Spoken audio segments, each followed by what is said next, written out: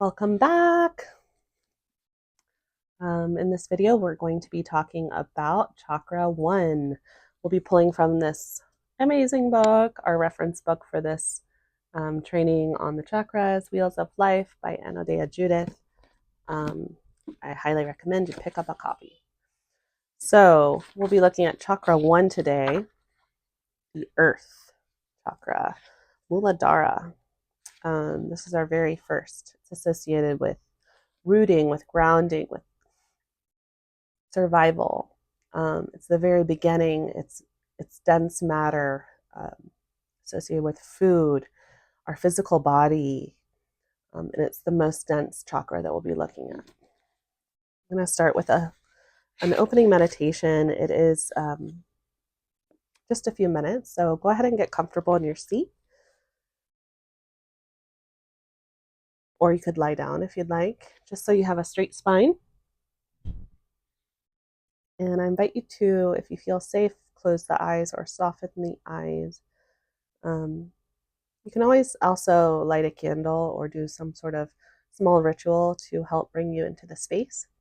I've got a candle lit here for us, but maybe to bring some energy into your space, you want to do something a little special right now.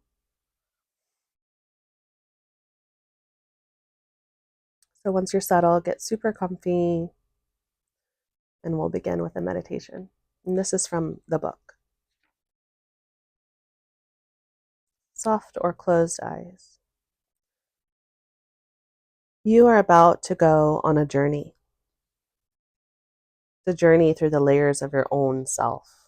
The journey through your life, through the worlds within and around you. It begins here, in your own body. It begins now, wherever you are. It is your own personal quest. Make yourself comfortable, for the journey is not short. It could take months, years, or lifetimes, but you've already chosen to go. You began long, long ago. You have been provided a vehicle in which to take this journey. It's your body. It is equipped with everything you might need. One of your challenges on this journey is to keep your vehicle nourished, happy, and in good repair. It's the only one you will be given. So we begin our journey by exploring our vehicle. Take a moment to feel your body. Feel it breathing in and out. Feel your heart beating inside. The moisture in your mouth. The food in your belly. The sensation of cloth on your skin. Explore the space your body occupies. Height, width, weight. Find the front and back, top, bottom, and sides. Begin a dialogue with your body so that you may learn its language. Ask your body how it feels. See if it's tired or tense. Listen to the answer. How does it feel about going on this journey? You've been given a vehicle for this journey, but it's not something you have. It's something you are. You are your body. You are a body living a life in this physical world, getting up in the morning, eating, going to work, touching, sleeping, bathing. Feel your body going through its daily routines. See the number of interactions it has with the outside world in a day.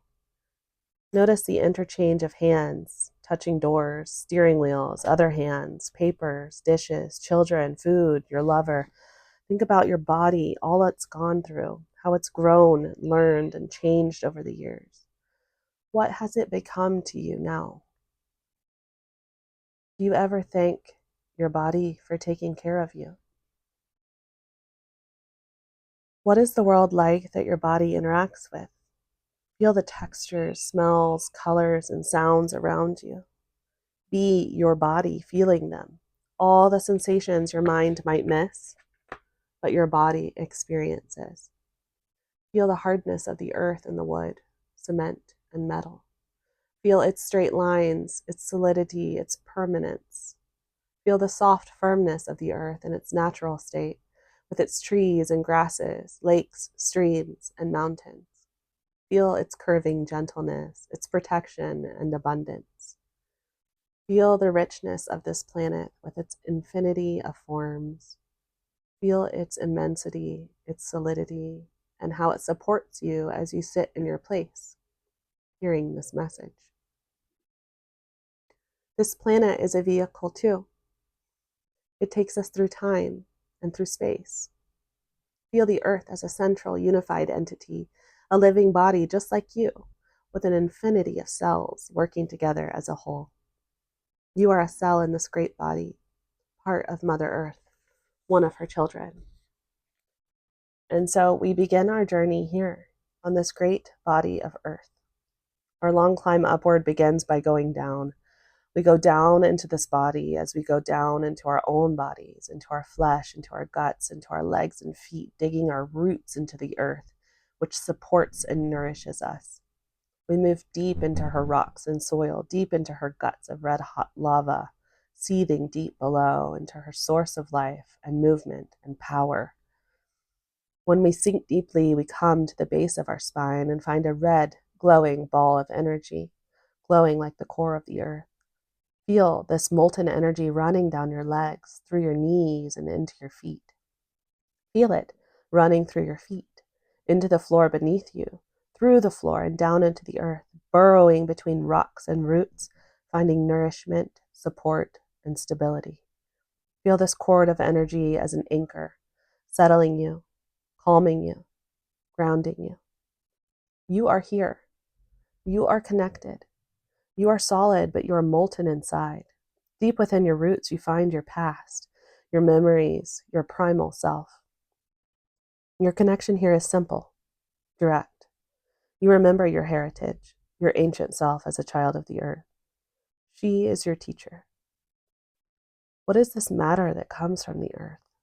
Think of the chair you're sitting in, the tree it once was, or the cotton in the field, the cloth on the loom, the workers that transported it and sold it and sat on it before. Think of the things you have, the complexity in each one of them, their abundance. Think of the financial abundance you may have, however large or small it may be. Think of it as a gift from the earth. How does it come to you?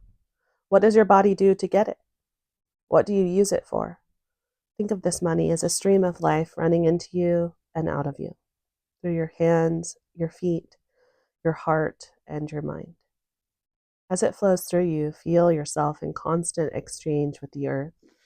Let the feeling of abundance come up from the earth into your feet, your legs, your pelvis, stomach, heart, and hands.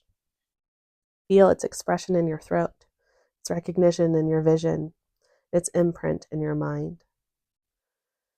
Take a deep breath and let it go down again, through your body, through your head, neck, and shoulders, your arms, chest, belly, legs, and feet, down into the earth, down below the surface of the earth, finding stability, finding nourishment, finding peace.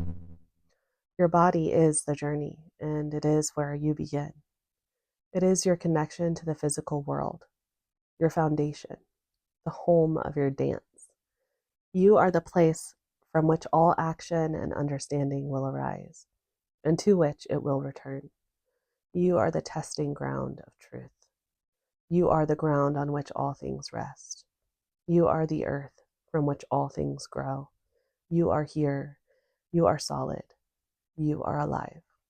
You are the point from which all things begin.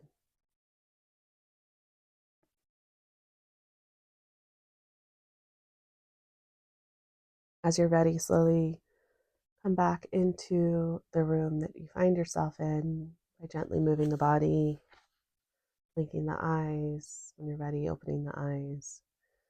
And we'll meet back here. So chakra 1, we have Muladhara. The meaning of Muladhara is root support. It's based at the perineum, the base of the spine. The element associated is earth. It's all about the function is survival, grounding. The inner state here in the root chakra is stillness. The color associated is red. The sense is smell. The seed sound is lam. And the vowel sound is O, as in rope. It's got 4 petals in the lotus associated with it. The corresponding verb, I always like to look at these, is I have. I have. So you could make an affirmation for the root chakra. I have. I think that's all I'll share. There's so much information here from the table of correspondences. So here is a graphic of the sciatic nerve, which is running from the solar sacral plexus, all the way down through the leg, all the way down. It's the largest nerve in the body, and it's much like a root for our whole nervous system. And that way, the root chakra is all about our primal needs. It's going all the way down, all the way back. It is kind of where I like to see childhood programming is located here. So we can't begin to do the inner work or reflection work if our basic needs aren't met. So basic needs, you think about shelter, water, food. If those survival needs are not met, we can't continue to go up the path. So something to consider. Make sure that your basic needs are met before you start to delve in. We can't even possibly, we don't have room for that kind of thought. So here is where we activate. It's where we remember the memories at a time when we were more connected to the earth, to the sky, to the waters, to the animals. We remembered our place in things. Now our situation is a little different. We don't have to hunt for food. We don't have to build our shelters with our hands. But we still have our survival instinct. And this is where it lives. We feel it. We feel the survival instinct when we lose a job, when we're when we move houses or countries. In traffic, you might feel this kind of survival feelings, things like that. So when this happens, we may experience that survival energy and it floods our whole system. If you're not in an emergency state, the operating system from the first chakra and survival stays dormant. Someone who experiences constant health problems or is constantly struggling with financial crises is likely caught up or stuck in this first chakra level. So it's really important that we sit with this at the very base before we move forward, and that we understand that we have a right to be here. So some important questions you might want to ask yourself. Are you wanting to be here? Do you need permission to take care of yourself?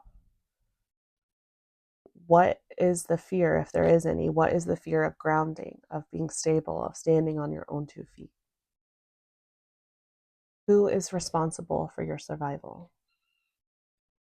Was your survival provided for in your childhood? And if so, by whom and how? Are you connecting with your body? And yeah, do you have a right to be here, to take up space? And what do you need in order to survive? What are your needs?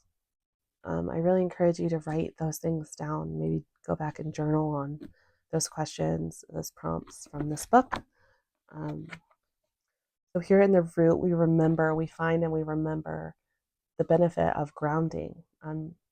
Grounding is kind of a popular topic nowadays. You may know people who are barefoot all the time because they've heard about the benefits of physically putting your feet on the ground and grounding. When we do that, we receive nourishment and power and stability, and we're no longer disconnected with our source, with the earth. There's a lot of, I don't know if you've seen the documentary about grounding, but They talk about how when shoes came out and we have this rubber sole separating us from our source, from the earth, that's when a lot of health issues started in society. And that's because people don't have connection. We lost our way. A lot of times people can't find their way because they aren't grounded. We're usually looking up, or what's next, or what's coming from the foreground. But really, we need to look down at our feet and see where our feet are on the ground first before we move forward. Carl Jung, who's one of my favorites, describes this region of the body as a collective unconscious filled with inherited instincts and evolutionary trends. So, collective unconscious, that means every human alive collecting it together. So, it's where all of that is held, our collective instincts that we inherited, evolutionary trends. I find that interesting. So, when we bring awareness and reclaim the roots here at the root, we can strengthen who we are and we can decide who we want to be. We don't have to agree with the collective unconscious. So yeah, an easy way to ground is just to take your shoes off and walk around barefoot, see what happens. It's amazing how it might help you with your stress, or finding points of stillness throughout the day is also super grounding. You can't see in muddy water.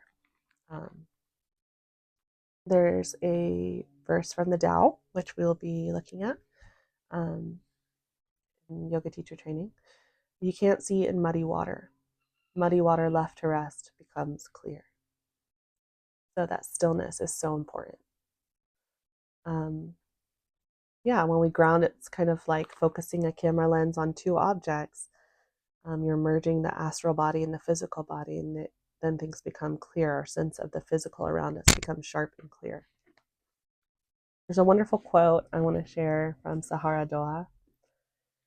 I love this so much. Here in this body are the sacred rivers. Here are the sun and moon, as well as all the pilgrimage places. I have not encountered another temple as blissful as my own body. I just love that. So seeing the body as a temple, honoring the body. Just like our houses and our houses are places where we live, our homes, our body is a home for our spirit. And the best benefit of mastering the first chakra is ultimately understanding and feeling into your body, being in a body, right? Learning to accept our body and to feel it, to validate it, and love it, and all of it. These are the challenges that are here for us, every part of it, right? So this is not to deny the philosophy that you are not your body, because you're more than your body, right? It enhances that philosophy, in fact, because we realize that we are more than our body, but we're grounded in our vehicle. So yeah, this first chakra, this is where self-care comes in. Flow in this chakra makes it key to take care of the body, to rest, to eat well, exercise and move the body, to give the body pleasure as much as possible. All those things make the first chakra happy. So I want to leave you with a question, and that is, how can you take care of yourself? How can you take care of yourself? Simple, but super important before moving forward, making sure that you are cared for. On page 86, the author provides some exercises for activating the first chakra. There's a grounding meditation. Then she goes into some yoga postures I want to share. Knee to chest, bridge pose.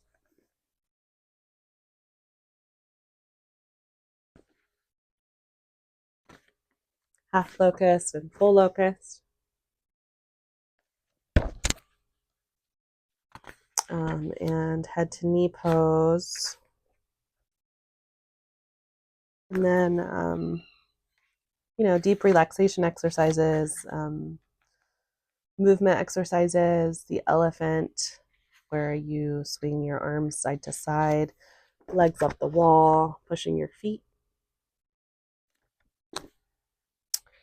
stomping, jumping up and down, kicking, jogging, anything like movement oriented, or a massage is really healthy for the first chakra. Eating, sleeping, those basic survival needs for the body. So starting out super basic. I hope you enjoyed learning about the first chakra with me. And I'll see you next time for Chakra 2.